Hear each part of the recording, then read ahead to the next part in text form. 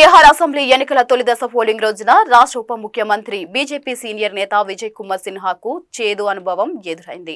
గురువారం నాడు ఆయన కాన్వే లక్కీసరాయ్ జిల్లాలోని గ్రామస్తులు రాళ్లు, పేడ, చెప్పులు విసిరి తీవ్ర నిరసనను తెలియజేశారు.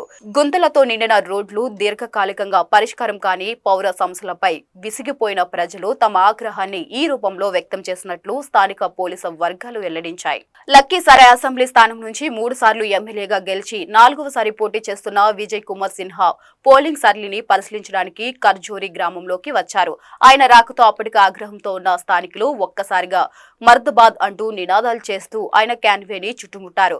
వాహనాలు ముందుకు కదలకుండా అడ్డుకున్నారు. చేతికి అందిన వచ్చిన వాటితో క్యాన్వేపై దాడి చేశారు. పేడ, రాళ్లు, చెప్పులు, కర్రలు వంటి వాటిని ఇందుకోసం వాడగా నిరసనకారులు దాడిలో క్యాన్వేన్లోని వాహనాల్లో స్వల్ప నష్టం వాటిల్లింది.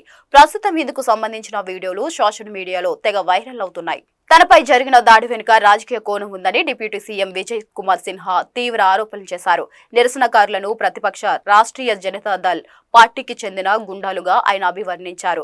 బీహార్లో మళ్లీ ఎన్డీఏ ప్రభుత్వమే అధికారంలోకి వస్తుందని, ఆర్జేడీ గుండాలపై బుల్డోజర్లు ఎక్కిస్తాం అంటూ ఆయన హెచ్చరించారు. ఈ వ్యాఖ్యలు రాష్ట్ర రాజకీయాల్లో ప్రకంపనలు సృష్టించాయి. అయితే ఈ సంఘటనపై స్పందించిన పోలీసు అధికారులు రాజకీయ కోణాన్ని కొట్టిపారేశారు. జిల్లా డీఐజీ రాకేష్ కుమార్ మాట్లాడుతూ ఈ దాడికి ఎలాంటి రాజకీయ కారణాలు లేవని స్పష్టం చేశారు. గ్రామస్తులు కేవలం తమ దీర్ఘకాలిక సమస్యలను, ముఖ్యంగా రోడ్ల అధ్వాన స్థితిని నేరుగా ఉప ముఖ్యమంత్రి దృష్టికి తీసుకురావడానికి ప్రయత్నించారని స్పష్టం చేశారు. దాడికి పాల్పడిన వారిపై కఠిన చర్యలు తీసుకుంటామని ఆయన హామీ ఇచ్చారు. ఇక ఎన్నికల పోలింగ్ సమయంలో అధికార పార్టీ నాయకుడిపై ప్రజలు నేరుగా ఇలాంటి ఆగ్రహం వ్యక్తం చేయడం బీహార్లో మౌలిక సదుపాయాల సమస్య ఎంత తీవ్రంగా ఉందో తెలియజేస్తుంది.